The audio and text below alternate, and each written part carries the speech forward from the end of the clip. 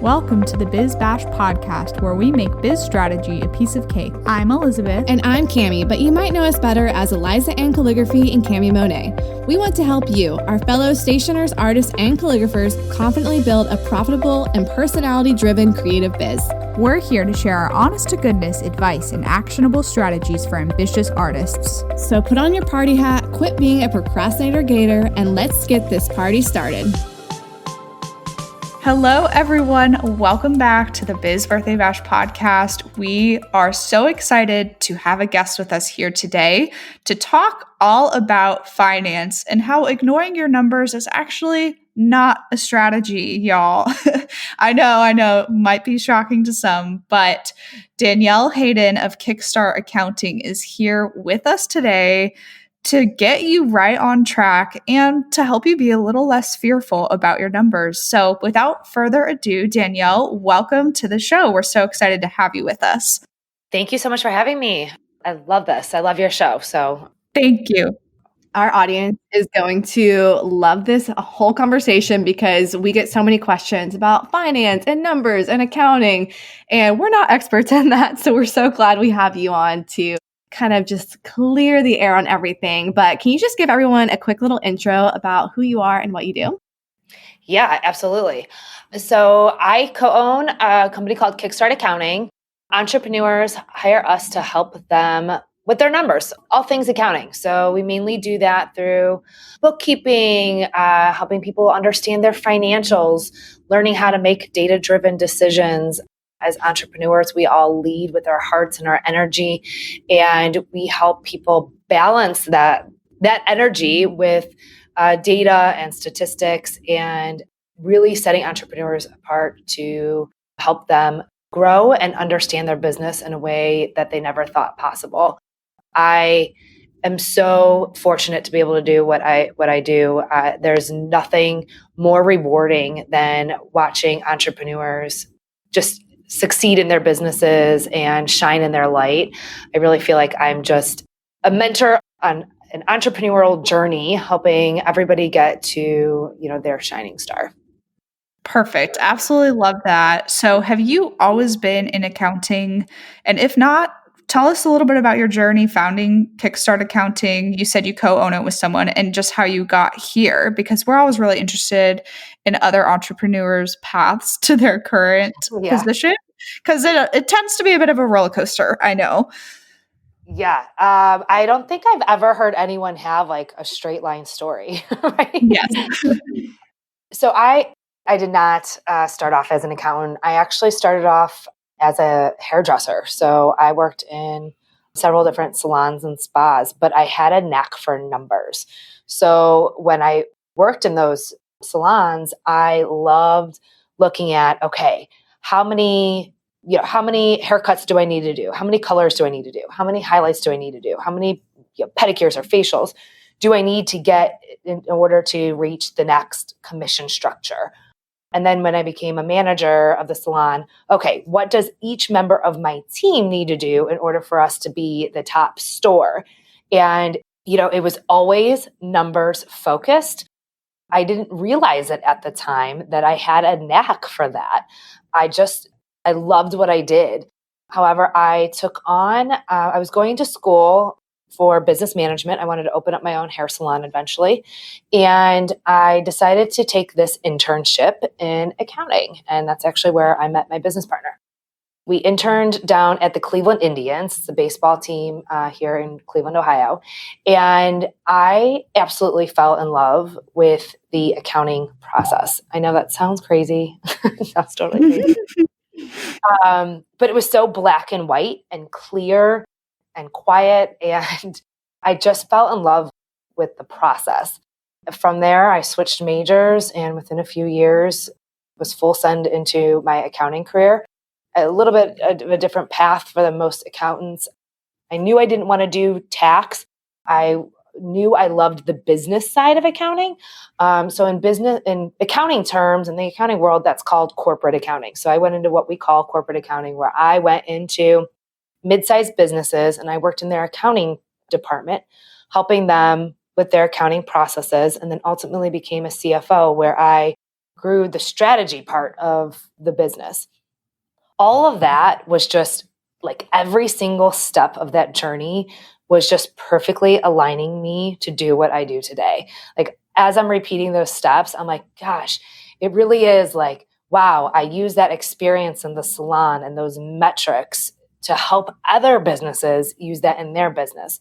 Working those internships and going from the ground up, I was able to pull experiences from each and every one of these experiences to be able to transform entrepreneurs today. That is so cool. I feel like a lot of people, when it comes to accounting or tax or legal things, we've talked to a couple people where their story is kind of like, and I went into the traditional corporate position that I got out of college, but then I realized it wasn't my calling. So, how cool that you kind of came to this point where you realized that you wanted to help people like Cammie and I, people running their own businesses and on a little bit of a smaller scale. Yeah, it's so fun. It's like a dream come true now. And every time I get to hear of a client or a business owner going through their own transformation, I mean, money is hard, right? Like facing your money and your money stories is a really, really hard thing to do, especially as entrepreneurs. We have so much history that comes with it, so many past experiences that it's scary for business owners to admit that they don't know how to do this thing or that they're not good at it, or maybe they're good at it and they don't have time to do it, or they feel disorganized. So it's almost like admitting defeat and raising a white flag. So we create this space where people, it's like no shame game, right? You come here, there's no shame, there's no judgment. You wave a white flag and you say, all right, I'm unorganized. I don't know how to do this, or I don't want to do this. And then we take this off of people's plates. And it's amazing to watch this transformation where people are like, oh my God, this is so cool to have this organized. It's so cool to have this in place. It's amazing to get all these reports and I didn't have to do anything, right? It's off my to-do list. So I feel so rewarded that I get to watch business owners like you go through that transformation. Yeah. Why do you think so many small business owners are just like absolutely terrified of numbers? Like it's literally like the boogeyman under the bed when we think about like numbers and accounting, like people just start to panic. I call it the report card effect. So think about in school, right? When we were all growing up, we got a report card. And if you got an A, you were doing good. And if you got an F, you got grounded. Now, as entrepreneurs, you get this financial statement and it tells you, did you grow? Did your revenue go up? Did your revenue go down? Did you spend more money? Did you not spend enough money? If you're not making a profit, then shame on you for not making a profit. And then there's so many gurus out there who saying, you have to make this much money. You should be here. You should be there. And it feels like the report card effect. I think it can be beneficial, right? Like, okay, I am getting this report card. Now I know what needs to be changed and I can use it as a toolkit to get better. But when we think about our experiences when we were younger, it wasn't like, oh, I know for my son, I'm not like, oh, honey, you got a D. That's our opportunity to do better. It's like, shame on you. You didn't try hard enough. So I think that's a big part of where that comes from. Yeah, that totally makes sense. Oh my gosh, thanks. Oh, go ahead, Elizabeth. Well, I was wondering, for someone who is doing this on their own currently, how often should we be reviewing our own numbers and balancing or reconciling our books? And for people who don't know what reconciling their books means, maybe you can also explain that too, Danielle. So ideal situation is monthly. So we do have some clients who get a weekly dashboard. It's more of a cash report, like what's my cash, who owes me money, who do I owe money to. So our higher level clients get a weekly dashboard. Then we have our ideal timing is monthly. And then if you can't do it monthly, at least quarterly. When you do it quarterly, that at least gives you 4 opportunities per year to make changes. Am I spending too much? Am I not spending enough and reinvesting in my business? And do I have enough saved for my taxes?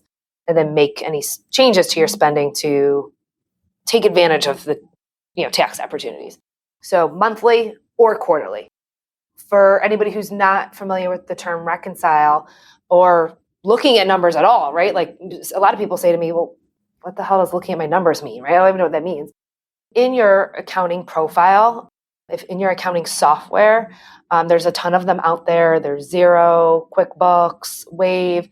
If you're not in accounting software yet, this is your reminder that Google Sheets and Excel is not going to be an efficient tool long term. In order for you to step into your CEO role of your business and really to up level, you're going to need an accounting software. Eventually, you'll need to be there. It's time to do it now. Once you're in that accounting software, you'll process all your transactions. And at the end of the month, reconciling is the tool within the software to make sure that you have everything included and make sure everything is correct. So that means you would be looking at the software like in Xero or whatever it may be, and then going to your bank statement or your credit card statement and being like, check, that made it into my bookkeeping system, right? And then we can like check it off the list. Yep. Okay. Yep, that's exactly so I'm going to hop in and say real quick, Cami and I use GoDaddy bookkeeping. And I guess the one thing that accountants do not like about the software is that you don't have a way to check a box to reconcile something or to file something to reconcile it. You can obviously still go through your numbers that month and go check, and like make sure that everything is there and everything is correct. But I did listen to an episode once where there was like a gentleman who was like, I'll never use GoDaddy bookkeeping because you can't officially reconcile the transactions like in QuickBooks or whatever it may be. But it just so happens to be the thing that works for Cami and I super well. So I was going to ask you, like, what softwares are you most familiar with and recommend to your clients, or what do they prefer to use? What have you kind of discovered in that department? So we still prefer QuickBooks Online. That's our preferred software, not because it has a reconciling feature. Right? Okay. I don't care about that. I just like their reports and their report formats and the advanced reporting that they have. A lot of business owners will tell me, well, I'm never going to need that.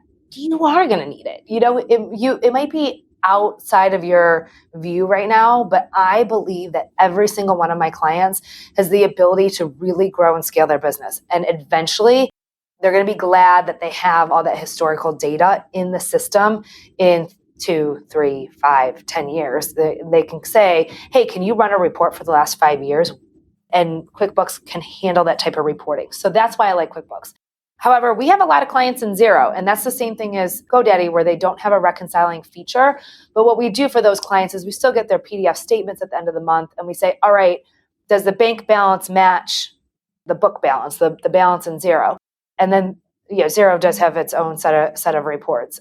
So I don't think that that's a deal breaker just because they can't reconcile. I think the reporting is more of an issue, like Wave, FreshBooks, some of these newer platforms that are trying to compete in the accounting software space, but they do something else. Like FreshBooks, their specialty is invoicing, but they're trying to compete in the accounting software space.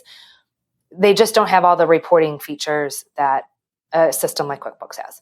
Mm-hmm. Which makes sense for you for sure, because you're pulling these reports for clients all the time. And luckily, I feel like I've been pretty happy with GoDaddy bookkeeping in terms of what I can pull and export and see in profit and loss statements. I will say the one really weird thing it does that Cami and I have had to deal with for Biz Birthday Bash is when we run payroll, the way that it splits the transactions between like what we paid on payroll versus what we paid in payroll taxes is really odd because it categorizes the way we pay the payroll taxes, including what Cami and I pay in our personal state taxes, if that makes sense. So it's like it's a weird thing that we have to fix at the end of every year with our accountant, which is fine because we understand what's going on. But it is funny when programs have little like blips or funky things that you have to work around. Yeah, every system has a little thing like that, right? Like Wave, I know that there's a thing that we have to work around. Nothing is perfect. It's just either figuring out what works best for you, or when you get help with the accounting systems in your business, finding what works best for that relationship. I have, another question, and I feel bad because I keep asking questions, and Cami hasn't gone to ask one. It's fine. I can't weigh in on QuickBooks as I haven't used it, so I just don't have any insight on that. Yes. Like I started using GoDaddy bookkeeping right away, and I was like, this is idiot proof. But in terms of like more robust, I don't even know like what I'm missing out on with QuickBooks, with all the reports and whatnot. And I will say too, really quick, one thing that I love about GoDaddy, but I also hate about GoDaddy is I initially chose GoDaddy bookkeeping because it synced up with Etsy super well, which was one of the reasons why I didn't choose QuickBooks. But now like it separates all of Etsy's expenses into every single type of Etsy category that ever existed. So there's like 7 different expense categories for one Etsy purchase. And so when I go to like actually check my numbers with my bank statement, it gets so chaotic because there's like 20 cents, 40 cents, 20 cents, 20, and it's like so many little things.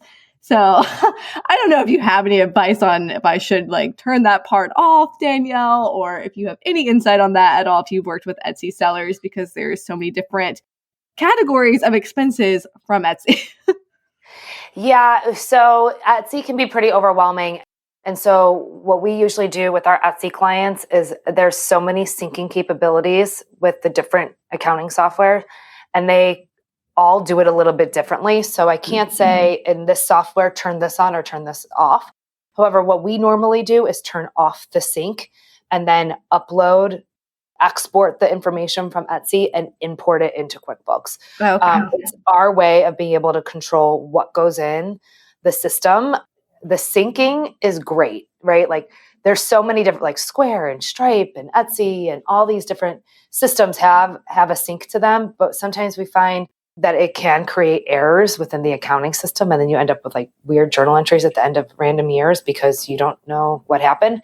So we like to rein back in that control and make sure that we're controlling what goes into the system. Yeah, it's just a little bit too much of information sometimes. I'm like, that's fine. There's like 8 different categories of expenses. Let's just do like one. Like this is like one listing for that because it's just like hundreds and hundreds of expenses a day of like 20-cent things. I'm just like, oh my Lord, have mercy.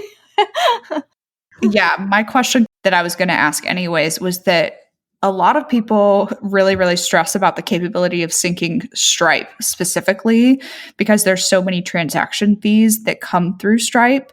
And so we've had a lot of people who have said that either with QuickBooks Self-Employed or QuickBooks Online, that there's not an easy way to sync Stripe. And that's one of the things that leaves them really kerfuffled, if you will. So Right. Is that another instance where you're exporting from Stripe and importing to QuickBooks manually? Yep. And it sounds like it'd be more cumbersome, but because we know how to do it and do it well, it doesn't take us very long. Right? Okay. So I know to most people, they're probably listening to this like, oh my God, she does it manually. You know, a lot of times what is taking a business owner hours to figure out how to do, we can do in like 3 minutes because we just have the experience in doing it and we do it for clients all day.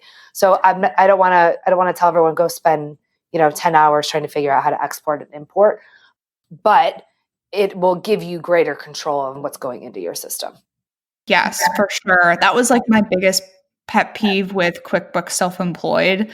And I kind of had to make this like asterisk mental note of as long as I'm reporting my income to the IRS, that's what they want to know.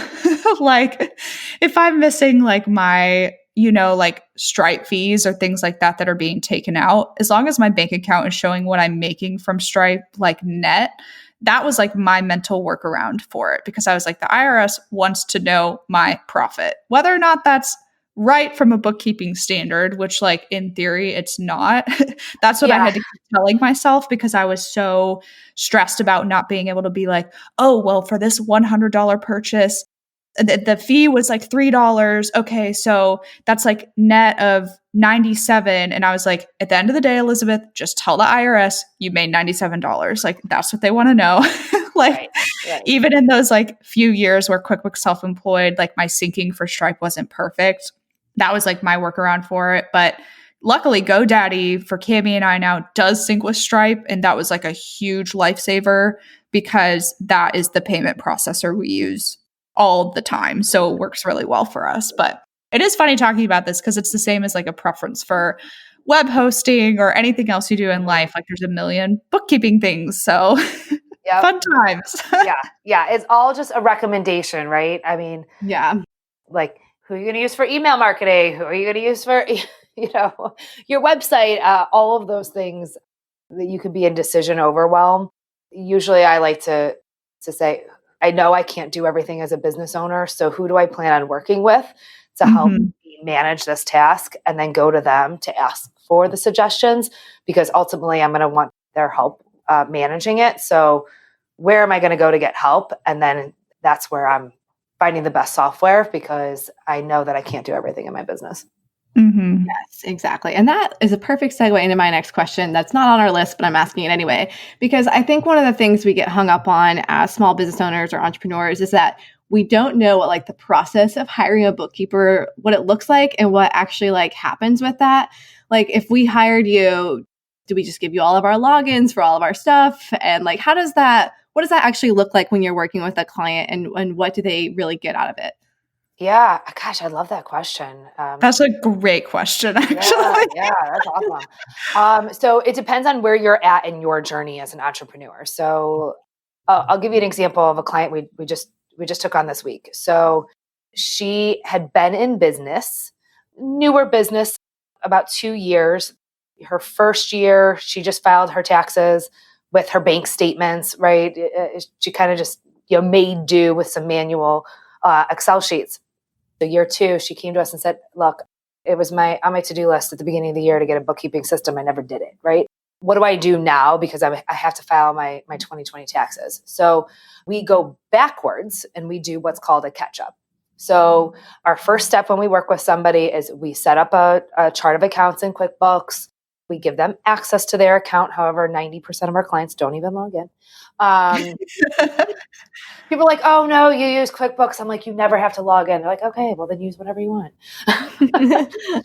So we set up everything, and then clients have 3 options. They can either set us up with accountant access. Most banks allow for view-only access of your account information for point of sale system, your checking account, your credit card, PayPal, all of those. They usually have accountant access. So that means we can only view. We can't do anything else with your account information. And the second option is that your bank doesn't have that option. So you just export all of your information into our secure file sharing system, and then we import it into QuickBooks. We do have some clients who say, hey, just use my login information. That's not our preference. We do not want to do that. However, we will do whatever we need to work with clients to get this off their plate. And then we handle the catch up. People always say to me, I feel like I need to get organized before I give this to you. I'm like, no, actually don't get organized, because that's our specialty. We're going to get you organized. So we go in, we categorize all the transactions according to what your business is and where you're spending money and where you're making money. And then we come back with questions and we say, hey, is this really personal? Or, did you use this for business? Or, whatever the questions might be. Now they have a good base for 2020. They can file their taxes. But more importantly, I love this. Now in 2021, when we send clients their financials, we're telling them how they did compared to the last year. So then on a moving forward basis, when we work with this client, we'll send her every month. We'll handle all the bookkeeping, so she never has to log into QuickBooks. We do all the back end work. We send her the financials at the end of the month. We reconcile those accounts that reconcile Word again. And then the most important part is that we send her a deliverable right into the email. So we'll tell her, here's where your sales are. Here's how you're doing compared to prior year. Here's how you're lining up to your goals. Here's your spending trends, right? Are you spending more or less money? Where and why? Does it align with your goals? And then are you showing a profit or a loss, and how much you need to save for taxes? And then we're just your accounting department, right? So anything that you need. I want to build a budget. You just call us. Or, oh, is this tax deductible? You just call us. Or, hey, if I start hiring people, how do I do that? You just call us. That's a good example of a full onboarding. And then if you already have an accounting system, because some people do have GoDaddy or Wave or Xero, or they already have a QuickBooks account that they're using, we can still go in and say, all right, here's how you were doing things as an entrepreneur, or maybe you have a previous bookkeeping firm that you were working with. Let's suggest changes. How can we make this better? And so we'll go through and do an initial review and say, all right, here's what you have today. Here's what we think you should have moving forward. And then we'll make all the changes and just completely take it off your plate. I'm like drooling right now. Like this sounds way too good to be true. Oh, like even though I have my bookkeeping software, I'm like, wait a minute, this just sounds way better. Well, and it's kind of like an accountability group. So people say to me all the time, you're kind of like my accountability partner because yes, I have my accounting software, but like I don't look at it all the time, or maybe I keep on forgetting about it, or I process the transactions, but I don't actually ever look at the reports. So this is a way of like, you don't have to do anything. It just comes to your inbox. And some people even schedule their monthly calls like in January, and they'll schedule the full year so that they just have it on their calendar. And it's a way of just providing accountability for business owners, because if you don't know your numbers, then you don't know your business. And so this is a way of being like, yes, I know my numbers. I know what I need to do next month. Yeah, Cami, I'm like, go sign up right now. All right, call me afterwards. I'll send you guys some pricing. Okay. Okay. I'm definitely curious. So Well, I would love to know too, Danielle, because we do have so many people who are in the very beginning stages of their business, are running a small one-woman or one-man show, whatever it may be. So when you do your pricing for clients in the way that you charge, is it by transactions that you're categorizing per month? Is it by hourly? Just to give people an idea, maybe even of starting rates, to have someone do something like this could be really, really great. You don't have to divulge your entire pricing breakdown by any means, but it would be nice to share just a little bit. Yeah, absolutely. I'm happy to. So every bookkeeping firm does this differently. We want to have a relationship with our clients because that's what's most important. So we charge a monthly retainer fee.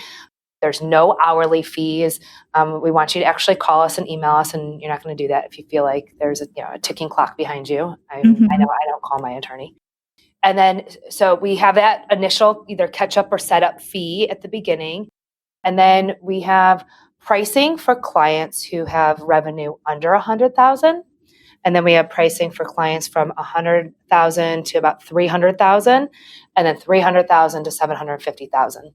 And then pricing goes up from there. So yes, we have a startup plan, and our plans start at $99 a month for people who are under that $100,000 mark.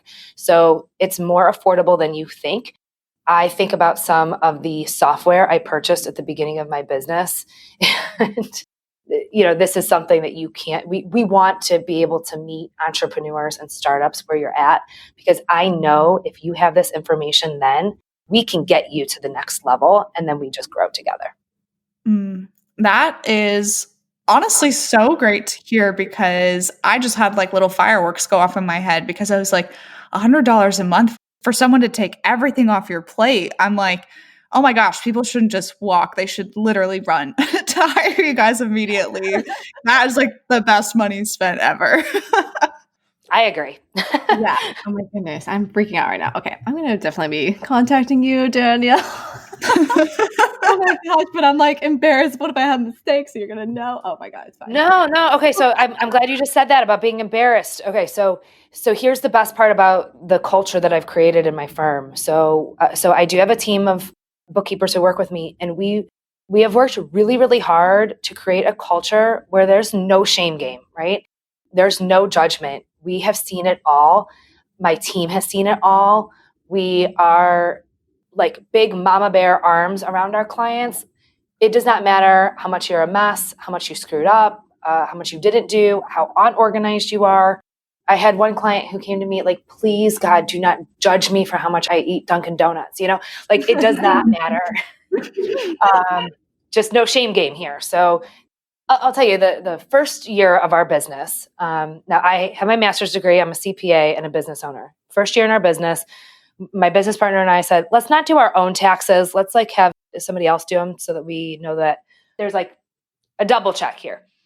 So call my parents' old tax accountant, and I'm like a nervous wreck going for that appointment that day. My hands are sweaty. I'm like, oh my God, this guy is going to like yell at me that I'm doing everything wrong. And then I got there and he's asking me these questions, and I felt so talked down to. And like I walked out of that office just feeling, like that was so defeating. I never want to go back again. And I'm like, you know what? That totally transformed our business and is why we created who we are today. Nobody is ever going to leave a meeting with us feeling that way. This is like the one place that you can come and ask every question that you thought was stupid and nobody judge you. And you'd be like, oh my God, I have the answers. That was not that bad. I freaking love that because we're all like, what are we doing? Oh my God, they're going to think I'm an idiot. It is like very intimate to like show someone all your numbers, you know? Like, Yeah. like here it all is. Like, I hope I did everything okay. Thank you. I hope that people listening to this will reach out to your team, Danielle, because if we can even improve a couple people's financial well-being by them hearing this episode, then achievement unlocked. I would be very happy about that. Hey guys, we just wanted to hop in and talk about one of our amazing resources, the A to Z directory. All of us have thought at some point, how did she do that or how did she make that? And maybe you don't know where to start or how the heck to produce this amazing product you've dreamt up. Well, the A to Z directory is the missing puzzle piece in your biz, you guys, seriously. So it's built in the form of a yearly membership, and it's your one-stop shop for finding suppliers and vendors for all the things. Literally where to print everything from custom invitations, greeting cards, mugs, koozies, acrylic printing, letterpress, custom ribbon. I mean, the list goes on and on and on. And it literally goes from A to Z. From acrylic printers to zipper pouches, we have it in the A to Z directory. We want to help all of you search less and create more with this list of 300 plus vendors and suppliers. Don't worry, they're very organized. It's not going to be overwhelming and confusing when you join. And this membership also includes access to a private Facebook community. It's incredibly active and involved. And if you need a question answered fast, that is definitely the place to go. Yeah, our Facebook group really is the best. You guys, everyone is so helpful in there. And we're in there too, answering questions that you guys might have. So it's a great way to get access to us and ask us things without sliding into our DMs. So we're more likely to answer you in the Facebook group, just saying. Anyway, also in the Facebook group, this is new for 2020 and we're really excited about it. We are hosting monthly Power Hour Q&A sessions that are live, and these are only available to our A to Z directory members. So you can hop in with us live and ask us all your burning questions in real time and just hang out with us every month. And we do these at different times so you can actually be there live, and the replays are always available in the Facebook group for members. This resource is priced at $147 a year, which honestly is extremely affordable and is full of so many benefits, such as exclusive vendor coupons for members only. And we would love to have you guys join. Seriously, it's kind of like our family and our tribe. So visit bizbirthdaybash.com/directory to sign up today and use coupon code podcast2020 to receive $20 off your first year. That's podcast, all caps, 2020 for $20 off your first year. We can't wait to see you in the Facebook group.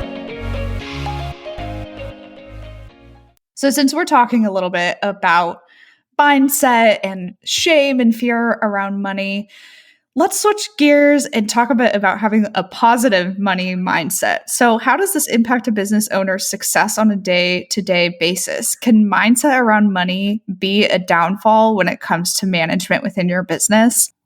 Yeah. I mean, think about it. If you don't have the right money mindset, if you're scared to look at your finances, if you're not willing to look at the information, you could potentially be putting your business in jeopardy and the people that you work with in jeopardy.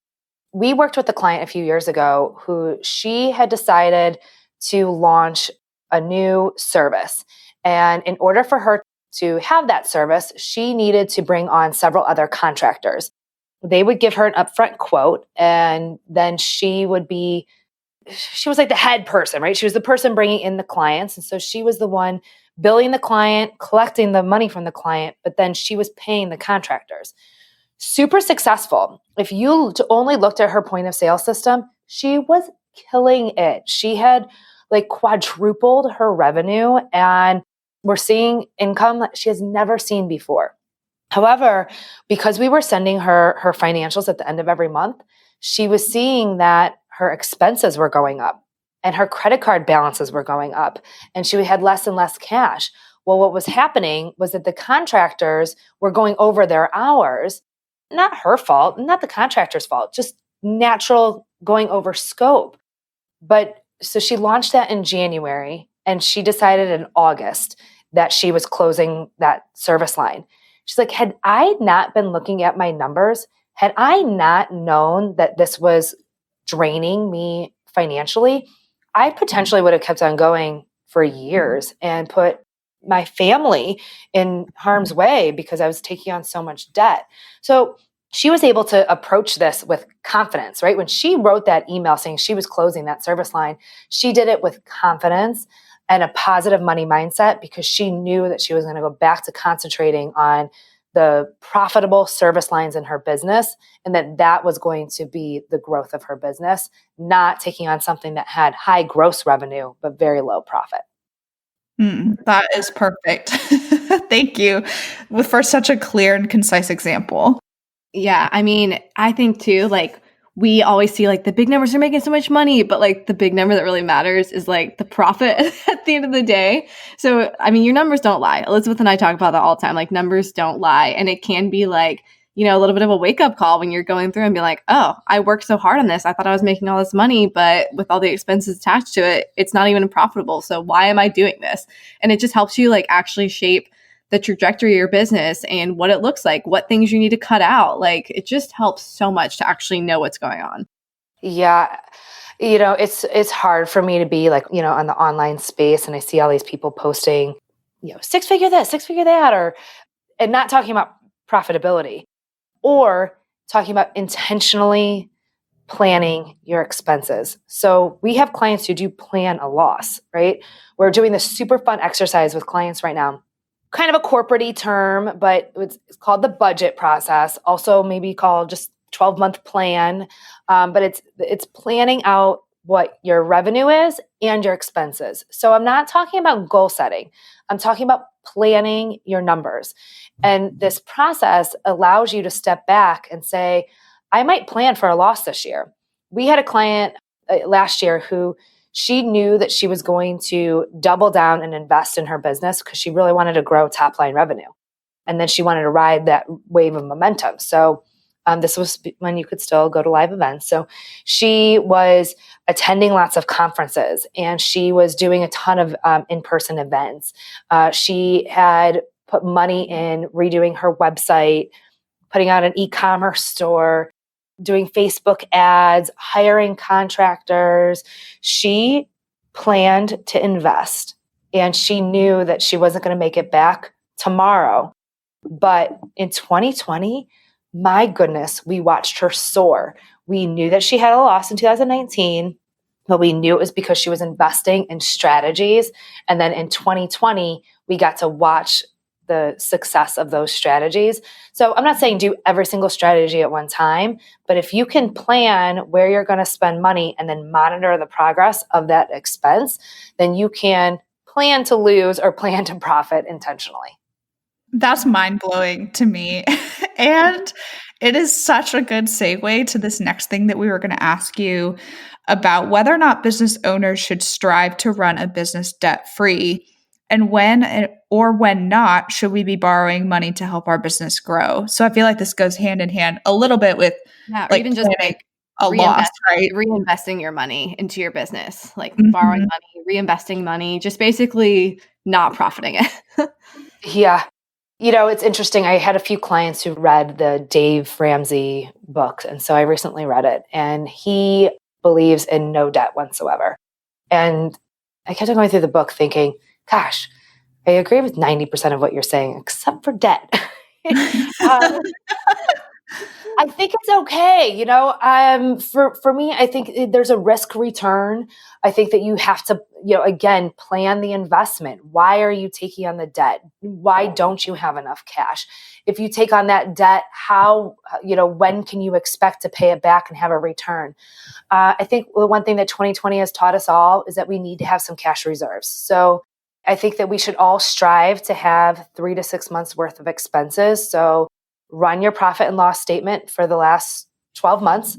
Look at what your average monthly expenses are, and then multiply that by 3 or 6. And that's how much money you should have in savings.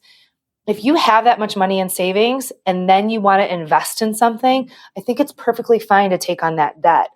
Again, let's go back to our money mindset stories though. Maybe you grew up in a family that had a ton of debt problems. And so you are more risk averse. Like you don't you don't want to take on debt because you're afraid you're not going to make it back out, then maybe for you, your mindset in your business, you'll be able to keep a better, more positive mindset if you don't ever take on that debt. Or you had previous business experiences, whatever it might be, your mindset story is, yes, I could use debt as a tool to accelerate, then it's not going to affect your money mindset. Then having that debt isn't going to bring you down. So I think you need to kind of check your mindset before you decide whether or not you want to take on that risk. That is such a good answer for everyone to take a look back on where they came from, because you're right. Like how we were raised influences us and shapes us so much. And I personally am a huge fan of Dave Ramsey, but he really speaks to a specific demographic, and that is people who maybe aren't managing money well, or they have a lot of student loans. And so it's all about like, let's pay this down, let's pay it off, let's get there. But then after that, he doesn't do a lot of what you were just talking about, strategically taking on debt or building a business when taking a loan, or some of these other principles that come after the basics that he is teaching. So I think Dave Ramsey 100% has his place in finance education, but that doesn't mean that he's for everyone. For example, like my husband and I bought a house in last November. We have debt now, we have a mortgage, but our mindset around that, like, it doesn't hold us down because we know our numbers. We know that we can pay our mortgage every month. We know our budget and we have confidence in that. So I think that is a great answer for people who, are maybe worried about taking money out to grow their business. Yeah. And one of the things like I realized in the past year, like now Danielle, I kind of made a shift in my business to go more product based. And so one of the things you have to be like very aware of or just like ready for as a product based business is like, if you don't spend money, you cannot make money. Like if you want to get your profit margins good on a product or whatnot, you have to buy like a ton up front or invest in a lot up front. And it is always so scary for me, no matter how many times I've done it, just to take a huge leap and be like, all right, I'm going to spend $10,000 today. Like just at one like huge chunk at a time, but knowing that it really is an investment in my business and like I will make that back, I'll make that profit back. And it's just not going to be like the very next day or whatnot. But it took me a while to get to that point, but just realizing like money is a tool in my business. Like it doesn't have to be this weird thing where I get really emotional about, but this is just a tool to grow my business further. And so like investing in those products and like putting that money in is actually a good thing. I love that you just said tool. It is a tool in your business. It can be a tool. And if you can get comfortable with purchasing product like that, you can also use that tool to enjoy benefits. So I wrote a book in 2019 called The Profit Planner, and I had a few options to sell the book, right?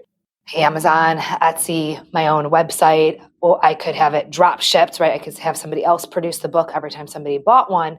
However, that was going to cost a ton of money, and my profits on that book were going to be so low.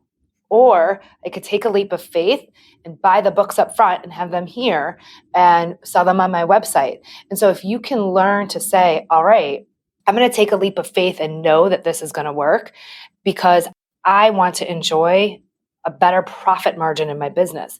However, if you're not sure and you're looking at this as you're tiptoeing around it, you could end up spending more on the product, taking less margin, and now you actually have to sell 3 times as much to ever make as much money as you would have if you would have bought all the product up front. So think of it as a tool. I love that. I'm jotting that down to use that again in the future as a tool that can help you get better profitability in your business as well. Yes, exactly. Oh my gosh, I feel so fancy that you're going to write that down because but yeah, that was like a huge like learning point for me. And I was like, okay, this is just a tool. It's okay. It's going to be all right. You can like calm yourself down after that leap of faith, but it's still scary every single time. All right, Danielle, we are getting close to the business end of the episode. And I threw in kind of like a funny question to ask you because I, for one, have found myself being afraid of the IRS before, right? Who are like, oh God, like if I do something wrong, they're going to come after me. They're going to knock my door down, all of this stuff. How afraid should we really be of the IRS? Because what happens if we do something wrong or file some paperwork incorrectly? I think that there is a happy medium. I think that you need to be afraid enough to find good people. If you don't have good bookkeeping processes in place, then when you go to give your tax accountant the information, it might not be right. If you don't have a good tax accountant filing your tax return, they could either input something wrong, they could not be a checks and balance for you. You could end up being audited if you don't have the right team in place. So the number one thing I would say is get the right people around you, and then you don't need to be afraid because you know that it's being done correctly because you have the right team. In the 6 years I've been in business, we've seen one person get audited. And I think you also need to have a checks and balance and how much you're taking advantage of business expenses. The IRS doesn't want people taking their entire family on vacation and then claiming it as a tax deduction. That's Right. an advantage, and that makes you a red flag. So I think, get the right team and then be reasonable. And I'm not saying don't ever take a business expense. By all means, if you fly to Florida for a conference, but your family meets you there, your flight is still a business expense. You went for a conference. Just don't deduct the rest of your family's airfare. Yes. Be reasonable. So I think let's not try to take advantage of our businesses, but don't be so afraid that you don't take the business expenses that you should. And when in doubt, that good team you have in place, call and ask them. Get a team that you don't mind talking to. Danielle, have you seen Schitt's Creek? I have it. It's on my list. Okay. All right. Well, for all the fans out there listening, because I know that there's a scene where David is talking to his dad, Johnny, and David is trying to claim that all of these things he's bought for his room are write-offs, quote unquote. So he's like, yeah, this is a write-off. And his father, Johnny, is like, no, David, it's not a write-off because you bought it for your room. You didn't buy it for your business. And so there's this whole scene where they go back and forth. And for anyone who knows what I'm referencing, you're probably laughing right now because the scene itself is so funny. And Danielle, I'm going to send you a link afterwards so you can watch it and then you'll have context for it. Please do. But it is one of those things where it does boil down a lot to common sense. But I will say, I've had the same accountant now, my entire 5 years of living in Georgia. Absolutely love her, trust her so much. She always does a great job. I still double check the returns when she fills everything out, and I ask her questions for clarification. And I have found accidental mistakes before where I'm like, this just doesn't seem right. Human error happens. And so I think it's fair to say that even accountants or bookkeepers aren't necessarily perfect. I'm not trying to bash you at all, Danielle, but I find a lot of pride in always taking a second look at things, if that makes sense. Yeah, I couldn't agree more. Do not have blind faith in anybody. Always double check. But I think that goes for everything in business and in life. Yes. Yeah, for sure. Okay, do we have any more questions, Elizabeth? Where are we here? Yep, the very last one. Last one. Okay, last one. Danielle, can you tell us about your biggest moment in business? It can be financially related or not, just something fun. I guess they're not fun. Uh-ohs are never fun. Just kidding. This is not a fun question. I think our biggest moment was waiting to hire. We were growing and growing, and we knew that we needed team members, and we kept on pushing it off because we were scared to spend the money. Even when you know the numbers and you're an accountant, you still get scared. And we kept on putting it off. And then by the time we hired our first employee, we needed her so bad, but we were scared to let go of the reins and let her just take control. So then we tried to stay involved and be the face of the client. And it was just caused so much stress and time issues and bottleneck issues. And it took us a long time to get through that period.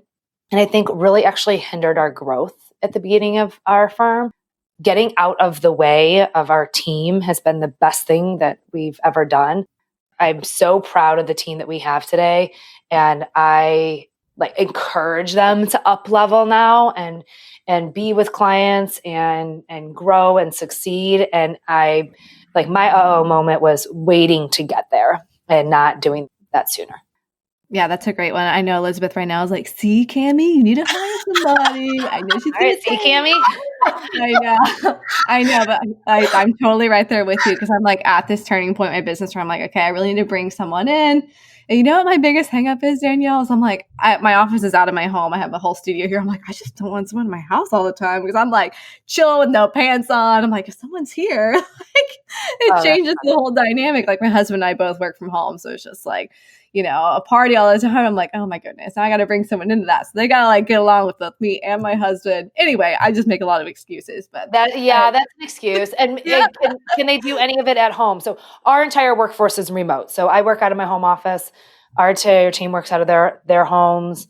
Yeah. I do have a VA and she works, she's remote and she's in Texas, but I need someone actually in person. In here. Okay. Well then, yeah, definitely find somebody who gets along with yeah. Yeah, exactly. I need someone like physically here. I need some more hands on deck for sure. Or because her business is about to explode, she just actually needs like a warehouse. Or that, or think big. Time to think Or big. think huge, but yeah, I don't know. I don't know if Danielle would approve of the numbers on that one just yet. Yeah, I guess you'd have to see. If you hire Danielle, you'll see if the margin is there, Cammie. Yeah. It was funny though. Cammie knows me well because as soon as you said that, Danielle, I like gave my mic a look as if that will do anything because Cammie's face is not in my microphone. But I like looked at it with my eyes, like, see, Cammie. So she knew that I would call her out. And while we're just on this topic of Cammie having problems hiring someone, I'm also like in this weird thing too, where I'm just like, I do like where I'm at. Like it's manageable and like growing is so exciting to me. And I'm like super ambitious and I want to do it. But I'm like, but do I? You know what I mean? Where you have that like question where you're like, what am I just growing because it's fun? Or do I really need, you know what I mean? I realize this makes no sense, you guys, but like I want to have a family sometime. I don't know. I'm trying to figure out like the timing of everything. Anyway, guys, this is not relevant. Well, I think that's important for people to hear though, because we have there's a whole group of people, especially online, that it's just like grow, hustle, hustle, hustle, hustle. And maybe like I had a client last year, she was like, I just want to maintain. So like, I want you guys to take the bookkeeping so that I could just serve clients, and I just want client retention, or like, I just want to be here so I could also be with my family. I have enough money to like, this is enough money to support what I'm doing today. And when my kids are out of the house or, at a point in 5 years where I can grow again, I'll do that. So she was like, I just need your help taking the bookkeeping so I could just work on like doing what I love, So like, it's okay to just say like, I'm not in growth mode this year. I'm in just rocking entrepreneurship this year. You know what I mean? Yeah, I'm like, I don't know if my dream is to have a team of 10 people or if it's just to have one or two or just myself. I don't really know if that looks okay. like. Got to figure that out for myself as well. You could totally do that. Yeah. So, oh my gosh. Well, this whole conversation has been so epic. I know our audience is going to freak out when they hear this, and also probably feel a huge sigh of relief that they realize like bookkeeping doesn't have to be so scary, and also the investment is not as much as we all thought it was. So yes, thank you so much, Danielle. You're welcome. Thanks for having me on the show. If anybody has any questions, come find me online. Keep the conversation going. I'd love to hear from listeners. So thanks for having me here. Yeah. What is your website and your Instagram so we can all find and connect with you? Yeah. Kickstartaccounting.com. Facebook, Instagram, it's Kickstart Accounting. Perfect. Yay. Thank you so much, everyone, for tuning in today and listening to this episode. If you could go to iTunes and leave us a rating and review, that would mean the world to us so we can help other small business owners and creatives like you get access to some amazing free information like our interview today with Danielle. And if you have other questions for us or want to submit a question for our Q and Cake episode, you can go to bizbirthdaybash.com, scroll down to our footer and click the Q and Cake link. That'll take you to the submission page to drop us some questions, and we answer them on the Q and Cake episodes, but sometimes they turn into entire episodes because they're such good questions and we can spend an hour talking about it. So thank you again, Danielle. We loved having you here today. Yeah, thank you. Bye, everyone. Bye. Hey guys, you know we share a ton of free, helpful info here on the podcast, but if you're looking to go deeper, you need our Business Sense for Creatives bundle. This is our foundational resource. We share it all: our pricing strategies, marketing plans, our favorite print partners, real life examples of our invoices and workflows, and so much more. Literally, it is amazing. It really is the comprehensive guide for a money-making creative biz. So with the bundle, you'll get access to our 3 webinar replays: Pricing with Purpose, How to Be Confident When It Comes to Charging Your Worth; People and Publicity, How to Find Clients and Deliver an Awesome Experience; and lastly, Productivity and Processes, How to Run Your Business Efficiently and Get Crap Done. And not to mention, you'll also get our 3 bonus PDF party favors. What? We've heard from students that these are worth the price of it alone.